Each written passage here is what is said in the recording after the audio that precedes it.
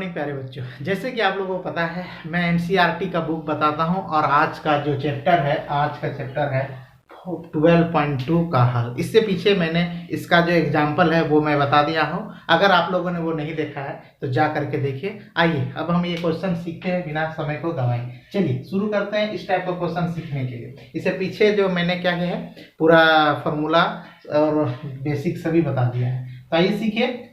क्या क्वेश्चन लिखा है कि 6 सेंटीमीटर त्रिज्या वाले एक वृत्त के एक त्रिज्याखंड का क्षेत्रफल ज्ञात करना है। वृत्त का त्रिज्याखंड का क्षेत्रफल ज्ञात करना है। ये मान लीजिए क्या है, ये मान लीजिए आपका वृत्त है, ये सेंटर है, ठीक है। सेंटर से यहाँ और यहाँ ये एक त्रिज्याखंड हो गया, ये लघु त्रिज्याखंड हो गया और इसके बाद वाला जो क्या हो गया, ये दीर्घ त्रिज्याखंड हो गया। यानी मान लीजिए ओ है, ए बी है, यहाँ अगर P मान लिए, यहाँ अगर एक Q मान लिए, तो ये OAPB इसी का क्षेत्रफल निकालना है।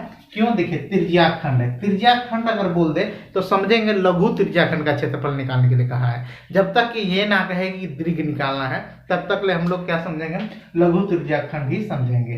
तो चलिए हम लोग इसको शुरू करते हैं। यहाँ लिखा हुआ है 6 सेंटीमीटर इसका त्रिज्या है, तो 6 ये है तो 6 ये भी होगा। अब आगे 60 डिग्री का क्या है, इसका 60 डिग्री जो है क्या है, एंगल है। 60 डिग्री क्या है, कोण है। तो चलिए हम लोग सीखते हैं। तो कुछ नहीं, फॉर्मूला निकालना है। जैसे OAPB का क्षेत्रफल, ठीक है, मतलब त्रिज्याखंड का क्षेत्रफल। मतलब क्या होगा, त्रिज्याखंड का क्षेत्रफल, ठीक है। त्रिज्याखंड का क्या बाबू, क्षेत्रफल। तो इसका फॉर्मूला मैंने बताया है, क्या बताया है, θ/360 डिग्री इंटू आपका हो जाएगा पाई r स्क्वायर। बस इतने सा, यही है त्रिज्याखंड का क्या होगा बाबू, क्षेत्रफल। त्रिज्याखंड का क्षेत्रफल अब हम लोग सॉल्व कर, थीटा का मान करना है 60 डिग्री और 360 नीचे होगा, गुना पाई का मान 22/7। जब तक आपको ये ना कहे कि पाई का मान कुछ और लेना है, जैसे 3.14, तब तक जो है आपको 22/7 ही लेना है।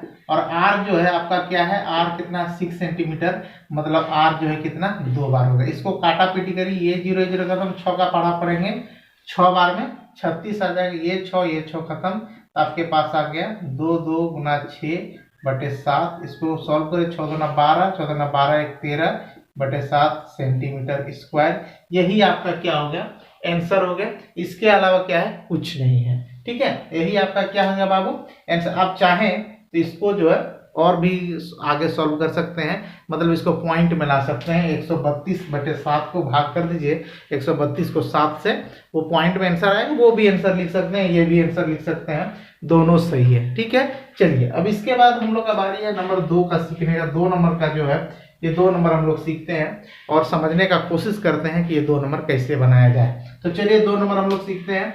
चलिए इसमें लिखा है कि एक वृत्त का चतुर्थांश का क्षेत्रफल ज्ञात करना है। वृत्त का चतुर्थांश मतलब, आइए आप लोग समझिए पहले, ये वृत्त है बाबू, ठीक है। इसका चतुर्थांश मतलब देखिए, ये आधा हो गया और इसका आधा, क्या है, 4 भाग में, 1 भाग 2 भाग 3 भाग 4 भाग।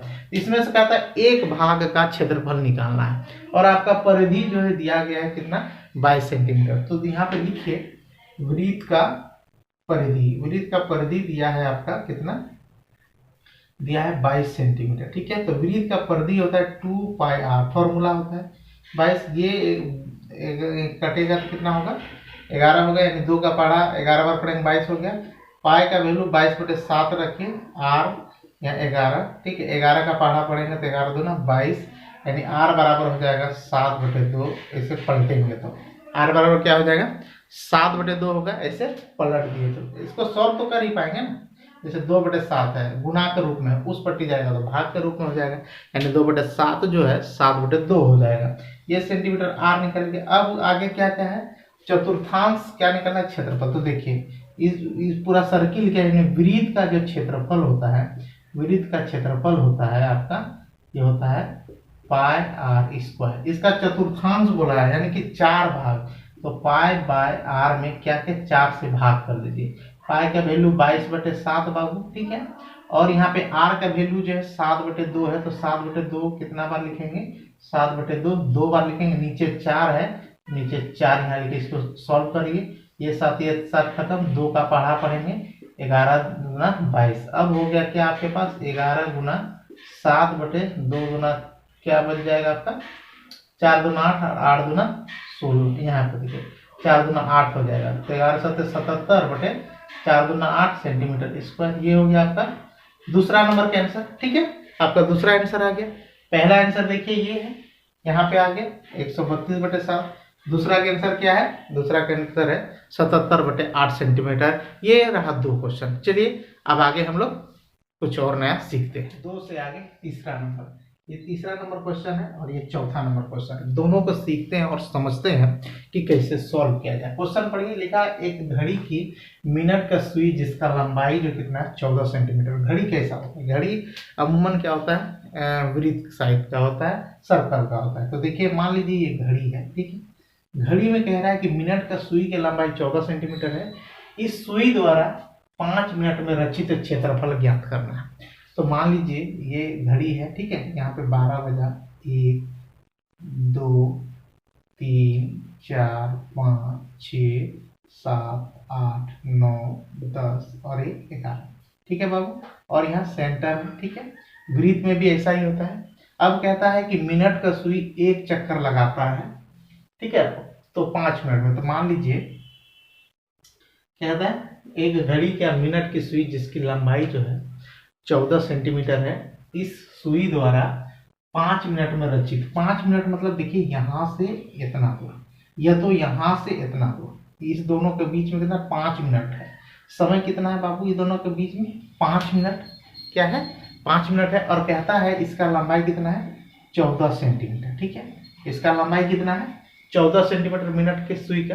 तो यहाँ से मिनट का सुई यहाँ आया, मतलब ये जो है 5 मिनट का दूरी, 5 मिनट का क्या किया 5 मिनट का समय लिया। यहाँ से ये यहाँ था, यहाँ से यहाँ आया 5 मिनट, मतलब ये 14 सेंटीमीटर है। तो ये भी क्या होगा 14 सेंटीमीटर इसका लंबाई होगा, क्योंकि मिनट हम लोग 5 मिनट का क्या निकालना है 5 मिनट का क्षेत्रफल निकालना है। इससे आपको क्या साबित हो रहा है कि ये जो है आपका ये आपका एक त्रिज्याखंड हो गया। क्या हो गया बाबू ये त्रिज्याखंड हो गया। ये भी 14 सेंटीमीटर, ये भी 14 सेंटीमीटर, ये मान ली ओ हो गया, ए हो गया, बी हो गया। तो इसका आप लोग को क्या निकालना है क्षेत्रफल निकालना है, वही इसमें कहा गया है। लेकिन इसमें एक चीज नहीं दिया है, क्यों क्या नहीं दिया है, इसका एंगल नहीं दिया है। तो एंगल हम लोग सबसे पहले निकालेंगे। तो आपको पता है कि 1 मिनट में 1 आवर में ये 1 आवर में कितना होता है 60 मिनट होता है। 1 आवर में क्या होता है बाबू 60 मिनट होता है, सबको पता है। और 1 आवर यानी ये 1 मिनट, जब ये 1 मिनट घूमेगा मतलब 60 मिनट जब ये चक्कर करेगा तो 1 घंटा होगा। मतलब 60 मिनट जब चक्कर करेगा मतलब ये 360 डिग्री घूम जाएगा मिनट का सुई। कितना से घूमेगा 360 डिग्री। अगर हम इसको सॉल्व करते हैं 1 मिनट बराबर 360 बटे नीचे 60, ये कटम कुटी, ये हो गया 6, यानी 1 मिनट बराबर ये कितना 6 डिग्री घूमेगा। तो कहता है 5 मिनट का एंगल बताना है, 5 मिनट का। 5 मिनट बराबर हो जाएगा 6 गुना 5 यानी 6 5 से 30 डिग्री। तो इस दोनों के बीच का हम लोग कितना निकाल दिए 30 डिग्री निकाल दिए, मतलब थीटा का वैल्यू क्या आ गया 30 डिग्री आ गया। अब इसके बाद कोनो समस्या नहीं, यही समस्या था थोड़ा सा कि 1 घंटे 60 मिनट में 360 डिग्री चलेगा ये मिनट का सुई। 60 मिनट में मतलब 1 घंटा होता है, कितना चलेगा 1 राउंड चलेगा, तो 360 डिग्री चलेगा। इसलिए 1 मिनट निकाले तो 60 से डिवाइड कर दिए, तो 1 मिनट बराबर 6 डिग्री, तो 5 मिनट बराबर 30 डिग्री हो गया। अब आपको पता है त्रिज्याखंड का क्षेत्रफल, त्रिज्याखंड का क्षेत्रफल होता है थीटा बाय 360 डिग्री गुना पाई आर स्क्वायर। थीटा का वैल्यू अभी निकाला 30, इधर 360 गुना पाई का मान 22/7, जब तक कुछ ना कहे वही रखना है। और यहाँ पे 14 गुना 14, ठीक है। यहाँ तक कोई समस्या नहीं आई होगी। अब आगे देखिए, ये कटाएंगे और ये कटाएंगे तो 12 किया 36। अब यहाँ कटा रहे हैं तो ये हो जाएगा 6 दूना 12 और यहाँ 7 दूना 14, ये 7 ये 7 खत्म। ये कटा 3 दूना 6, यहाँ 11 दूना क्या हो जाएगा 11 दूना 22 हो जाएगा। तो आपके पास बचा क्या बाबू 11 बचा और 14 बचा, नीचे में 3 बचा, यही सेंटीमीटर स्क्वायर हो गया। अब इसको जब सॉल्व करेंगे तो 11 ये हो जाएगा 14, यहाँ 14, ये 4 5 1, यानी हो जाएगा 154/3 सेंटीमीटर स्क्वायर। अब चाहे तो इसको पॉइंट में आगे आंसर ला सकते हैं, या तो यहीं पे इसको छोड़ दीजिएगा, ये भी आंसर हो जाएगा। ठीक है, इसको चाहिए अगर आप लोग को है तो आगे करिएगा। तो 5 या 15 हो जाएगा, 5 इकाई 5 के 15 हो जाएगा, 3 इकाई 3 1 हो गया, 3 तिहाई 9, 3 तिहाई 9 इस तरह से आएगा, यही सेंटीमीटर चाहिए। तो ये आंसर लिख दीजिए, ये तो ये आंसर लिख दीजिए, दोनों क्या हो जाएगा, सही हो जाएगा। तो हमने अभी तक ले सीखा त्रिज्याखंड का लघु त्रिज्याखंड निकालने के लिए। अभी तक हम लोगों ने क्या सीखा, लघु त्रिज्याखंड निकालने के लिए। अब ये जो 4 नंबर का क्वेश्चन है, इसमें लघु भी सीखेंगे और दीर्घ भी सीखेंगे। ठीक है, लेकिन यहाँ पे पाई का मान जो है 3/4 का यूज करेंगे, 3.1/4 का, 3.1/4 का। तो आप लोग ये वाला क्वेश्चन जो है उतार लीजिए या तो स्क्रीनशॉट ले लीजिए।